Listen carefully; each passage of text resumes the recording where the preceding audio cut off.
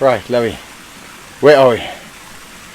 We are at the Royal Kutachika Lodge in the town of Zambezi. Zambezi, sure. Yes. Zambezi is almost an hour to the south of Chavuma. What on earth are we doing in Zambezi? I am getting spoiled by my husband. Spoiled? Yes, for our 11th wedding anniversary. 11th wedding anniversary, indeed.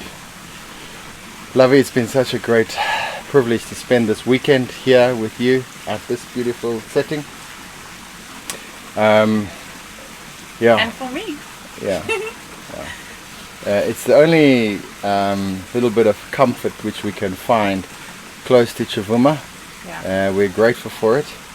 I think it comes at a very important time for us. I'm getting my strength back after this sickness. We've worked hard to get here. We needed a bit of a break, but particularly because it is our anniversary, Yes. it is really a special time to just come away from the mission base and to just relax here. So we've spent the last 2 nights here. It's currently Sunday morning. It is the 10th of April. Yeah. And we've had a lovely weekend here, haven't we? We have. It's been amazing. It's just been really nice to rest a little bit and regroup and just spend quality time together. Hasn't it? Yes. Now my lovey, how has your week been in Chavuma? This week, you guys would remember that last week was when Michael was so sick, and that was the last thing we were anticipating. Our friends, the Puertas, coming on the Sunday, and I think I was exhausted emotionally, physically. I was just depleted in many ways, but the Puertas came on Sunday, and I know Astrid had sent a picture just before they left Lusaka of a big bag of medicine, and she said help is on the way, and it was like such a relief for me knowing that they were coming, and man, I don't know, words, it's so hard to describe it in words will fail me, but just when they arrived there and just seeing our friends and experiencing their love and their energy and just everything, and then they came with gifts. It was the medicine, it was spices, it was all those things that I had forgotten to bring with from Lusaka. Astrid had asked me just before they left, send me a list for anything you need from Lusaka and we'll bring it. I sent a long list because I was fully anticipating that we would pay for it. It wasn't like, but I knew that I gave them freedom to leave things behind because I knew they were limited for space.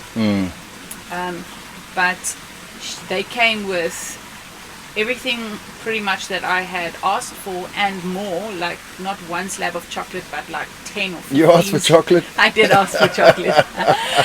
It was one of those things that you realize when you're here and you're like, I don't have anything nice, just a little bit. We didn't buy it because money is tight and so on, and but then when we got here and there's times where you're like really low, you just need something like a little block of chocolate or something to pick you up a little bit, and there wasn't any of that, so I kind of felt the lack of chocolate. Okay. So she asked you to send a grocery list, and you sent a list, and they went over and above, and they bought extra stuff.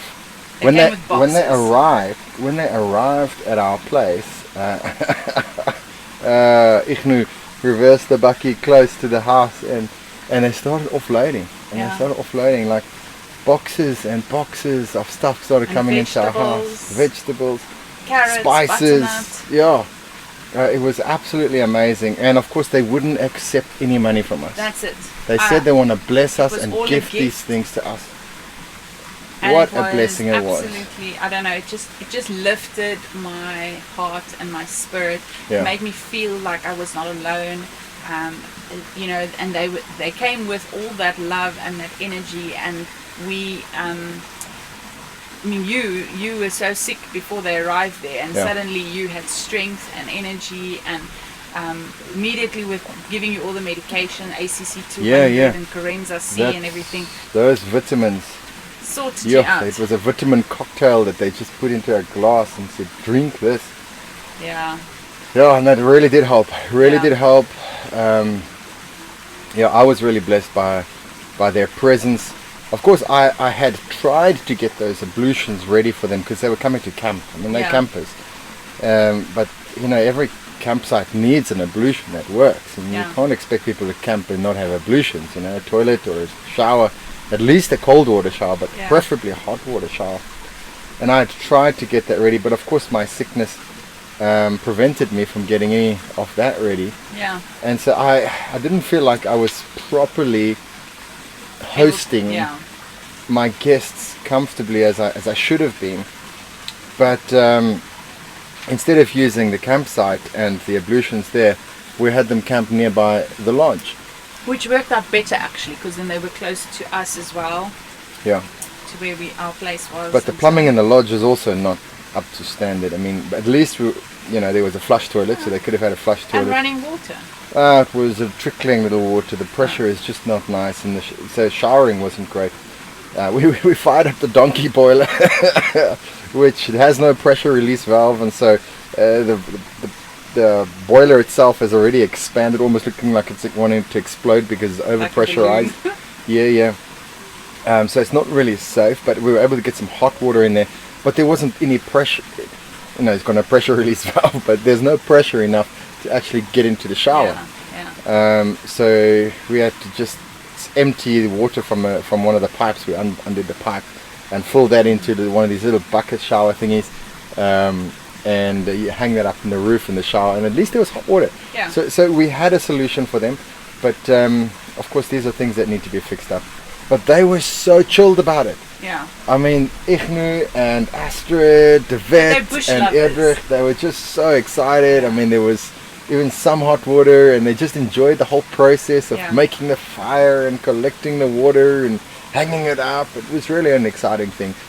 So they're very relaxed people who love the bush and can make do with simple things. So it was great that they were just relaxed about it, and they took it in their stride, and we could sit around a campfire with them. And that was awesome. Yeah, just sitting on the veranda there with the fire and just fellowshipping and talking and braaiing meat. And we took them on a boat trip to, you took them to Mahina, the Mahina Forward base.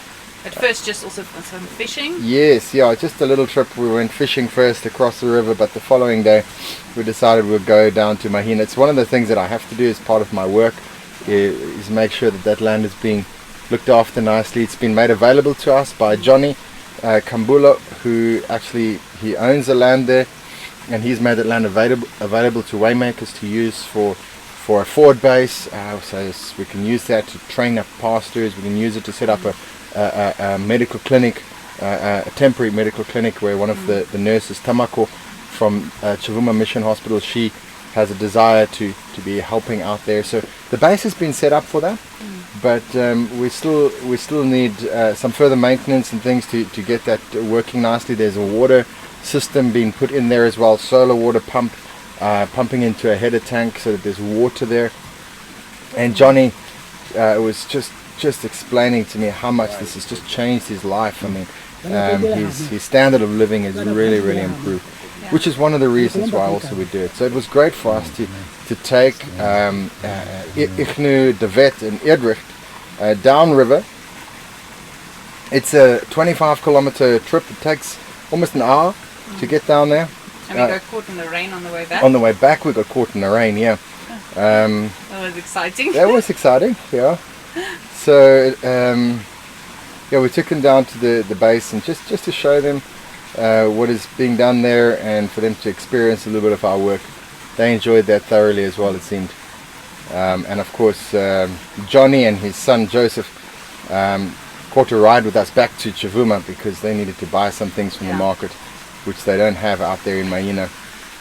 Yeah, and during this rainy season, it's actually you can't reach, it's unreachable area because you can't drive there or walk there from Chavuma, or they can't get to Chavuma at all, and only by the river basically, because all the plains area is flooded. So if they do try and walk, they're like waist deep. Yeah, I got to wade through the there, water. So, yeah. And the crocs are everywhere as well. So, Because the water is everywhere.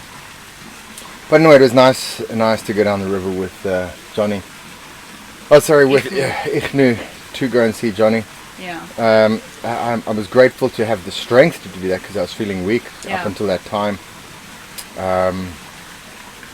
It was sad to see them leave, Igno and Astrid, but we were really blessed by their visit, and we were really grateful that they came. Because they came on Sunday and they left on Wednesday, so it was quite a short visit. But I mean, it was so refreshing, even though it was so short, that we can't even complain. We feel so. No, but we've only been in Chavuma for 2 weeks, and the guys are coming to visit us, and we'd only met them in Lusaka, 4 weeks prior to that. So, I mean, it was really a blessing that they came. We made such a good friendship with them in Lusaka. I'm really glad they came. When I first met Igno, and we sat at his house, he had invited there for a meal, and we opened up a map on the table, and he wanted me to show him exactly where Chavuma is and where we live.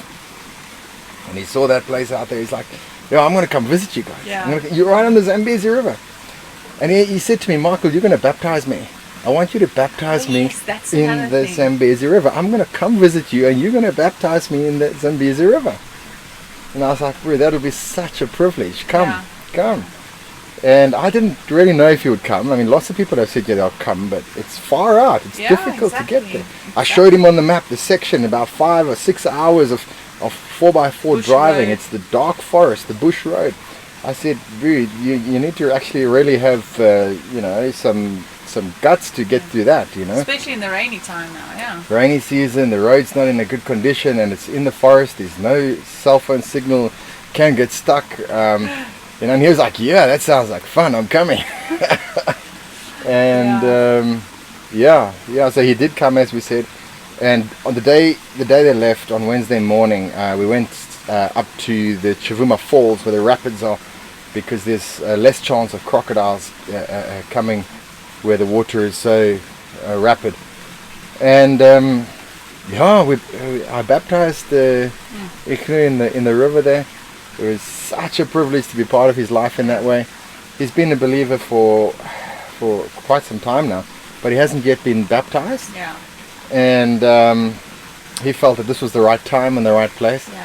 And I think it was also an important testimony to his family, his kids. Specifically his boys. I think they're at an age now where they're beginning to understand more of the spiritual things and so on. And I think he wanted that to be a testimony to them as well. And also to the Levani people, because there was some Levani men that were bathing there, and they wanted to know more about why we were baptizing and how they can also be baptized and things. So it gave opportunity to share the gospel, and it was really quite special and emotional. And how Pastor Kennedy, who was also there, he had come across the river from Lekolwe to come and join the baptism. And he was singing "The cross before you, the world behind you, no turning back," and it was just it was so special emotional. time indeed.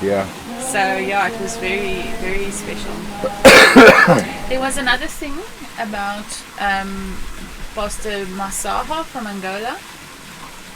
Yes, Pastor Masaha. His name is Mutondo Masaha. He is one of our key contacts in Angola.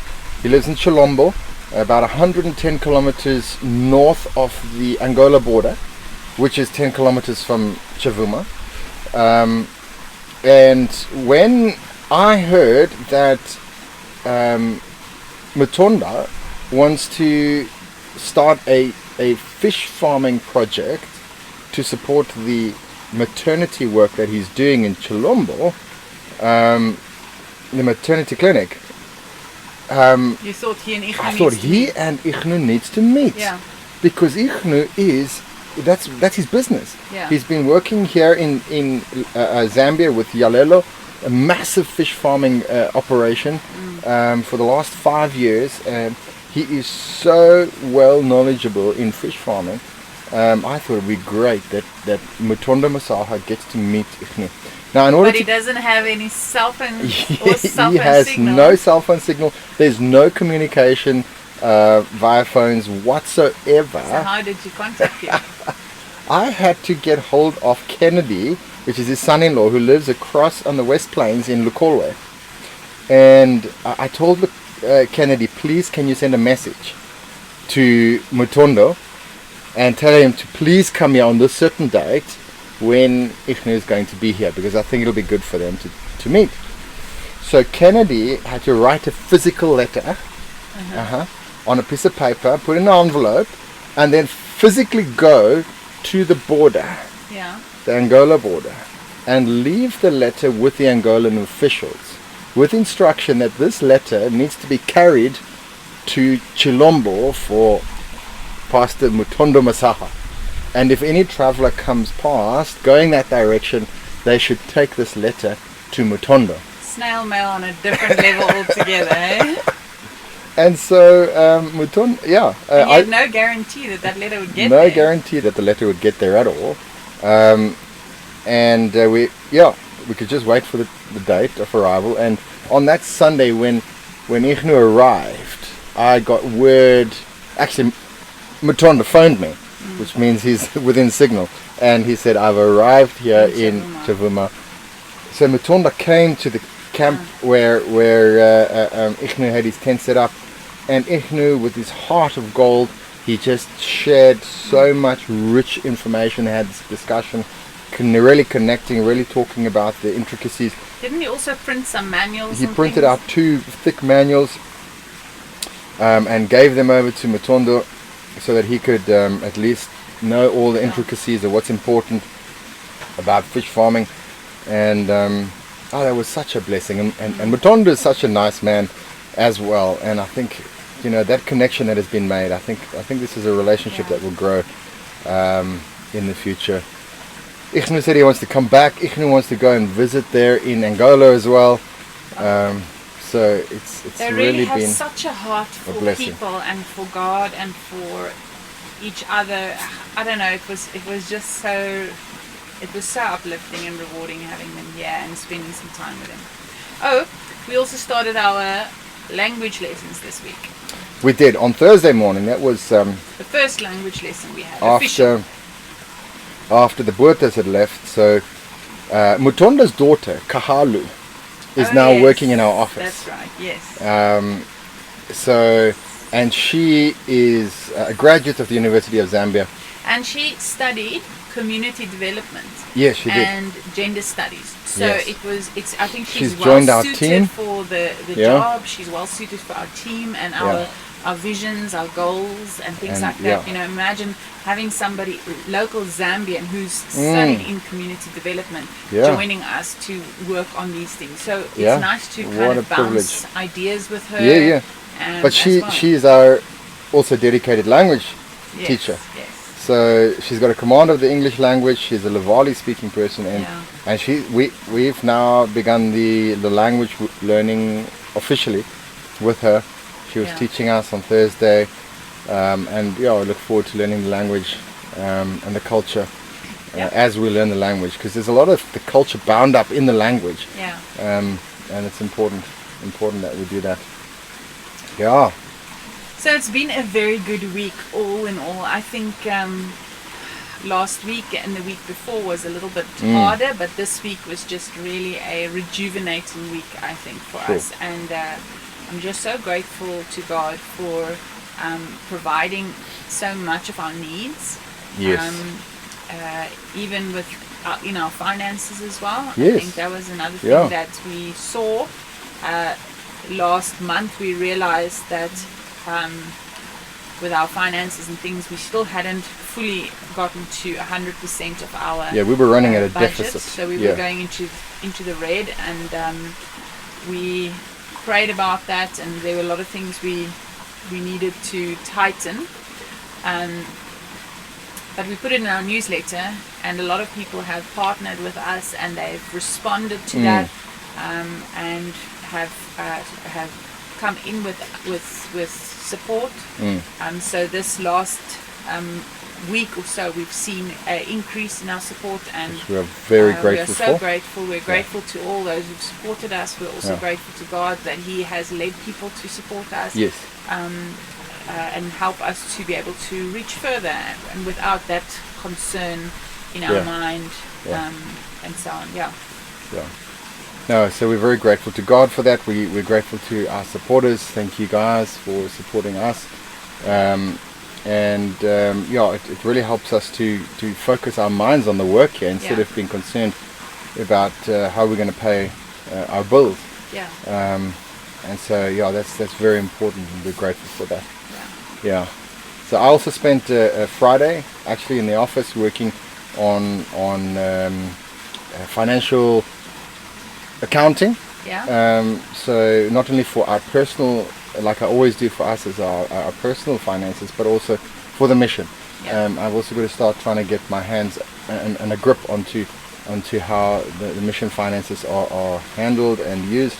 And so I think I've just used one of my own spreadsheets which I use for us, and I've adapted it also for the use here at the mission. Because John does have a system which he uses, but it's John's system, and it's not easy to follow the money there. So I just thought I'll use a system that I'm used to, and at least I can account. Your meticulous Excel spreadsheet.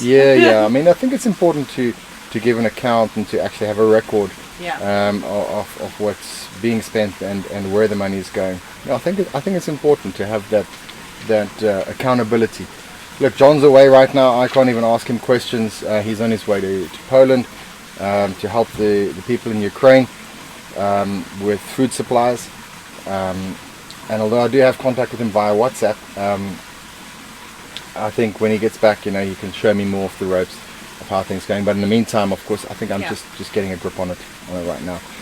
Yeah. And that was my Friday, and Friday we left to come here. We left at 4 p.m. there at Chavuma, and we've come to this beautiful place to celebrate our 11-year anniversary. And it's been a great 11 years. You, my love, are the most special, most amazing, most beautiful, most creative person ever. And I'm so grateful to God to have you as part of that. We're a team, and we're doing this together. I really think that you're an angel. The way you look after me and the way you support me. You make it so easy, man. My lovey. Yeah. These people listening, you can't tell you say all these things in front of the people. It's true. They need to know it. Anyway, I think that's a wrap. I think we've covered the week. Looking forward to the next week. Thank you. Have a wonderful week yourselves. Yeah. Bye.